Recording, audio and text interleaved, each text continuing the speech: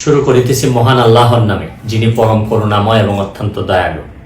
আপনারা যারা আমার ফ্যান ফলোয়ার আছেন, বিভিন্ন সময় বিভিন্নভাবে আমার উপর কষ্ট পেয়েছেন, তাদের উদ্দেশ্যে একজন সাবেক এমপি হিসাবে আমি দুটি কথা বলতে চাই। আমি আপনাদের এই সংস্কার, কোটা সংস্কার যে আন্দোলন, এই আন্দোলনে বা বৈষম্য বিরোধী ছাত্র আন্দোলন, এই আন্দোলনে কোটা সংস্কারের জন্য আমি সবসময় আপনাদের সাথে ছিলাম এবং এটাতে যারা আহত নিহত হয়েছেন তাদের পক্ষেও, এই বিচারের পক্ষেও আমি ছিলাম। কিন্তু আমার ব্যর্থতা হচ্ছে কি, আমি আপনাদেরকে বুঝাইতে পারি নাই। এটার জন্য আমি সম্পূর্ণ ব্যর্থ হয়েছি এবং আমি এই ব্যর্থ হওয়ার জন্য আমার যারা ফলোয়ার আছেন, যারা আমাকে নিয়ে প্রত্যাশা করেছেন, সবার কাছে আমি দুঃখ প্রকাশ করতেছি। আমি আপনাদেরকে আরেকটি কথা বলতে চাই। এখন যে কাঠামোগত সংস্কার আপনারা চাচ্ছেন, দেখেন এই সংস্কারের জন্য আমি বহু বছর আগে থেকেই কাজ করে যাচ্ছি।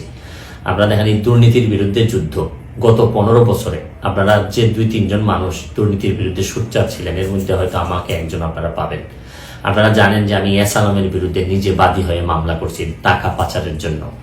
আপনারা জানেন যে আওয়ামী লীগের বর্তমান কমিটির যিনি প্রচার সম্পাদক আব্দুস সুবহান গোলাপ, তার আমেরিকাতে 9 বাড়ি থাকা নিয়ে আমি নিজে বাদী হয়ে মামলা করছি।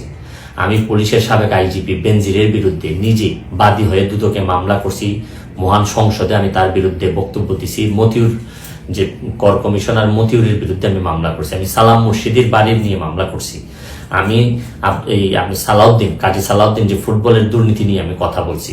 ওসি মুয়াজ্জেমের বিরুদ্ধে আমি নিজে মামলা করছি, করে তার 8 বছরের সাজা হয়েছে ডিজিটাল নিরাপত্তা আইনে। আপনারা জানেন যে জীবনে যত ঝুঁকি ছিল, আপনারা জানেন যে এই কোটা আন্দোলন শুরু হওয়ার 2 সপ্তাহ আগে আমি প্রেস কনফারেন্স করতে বলতে বাধ্য হয়েছি, আমি জিডি করছি যে আমার জীবনের উপর হুমকি আছে এইসব দুর্নীতির বিরুদ্ধে প্রতিবাদ করতে গিয়ে। সুতরাং আমি এই যুদ্ধে সবসময় চেষ্টা করছি। এখন আপনারা যারা যে যুদ্ধ শুরু করছেন, ছাত্র জনতার নেতৃত্বে যে যুদ্ধ, এই যুদ্ধে আমি মনে করি যে দুর্নীতির বিরুদ্ধে যুদ্ধ, এই যুদ্ধে আমি আপনাদের সবসময় আমি আপনাদেরকে দোয়া করি যে আমি যতদিন আসি চেষ্টা করে যাব দুর্নীতির বিরুদ্ধে এই যে যুদ্ধ, এই যুদ্ধে সবসময় শরীর থাকার আমার জায়গা থেকে আমি চেষ্টা করব। এই বলে আজকের মতো বিদায় নিচ্ছি। ভালো থাকুক আমার বাংলাদেশ, ভালো থাকুন সবাই। ধন্যবাদ।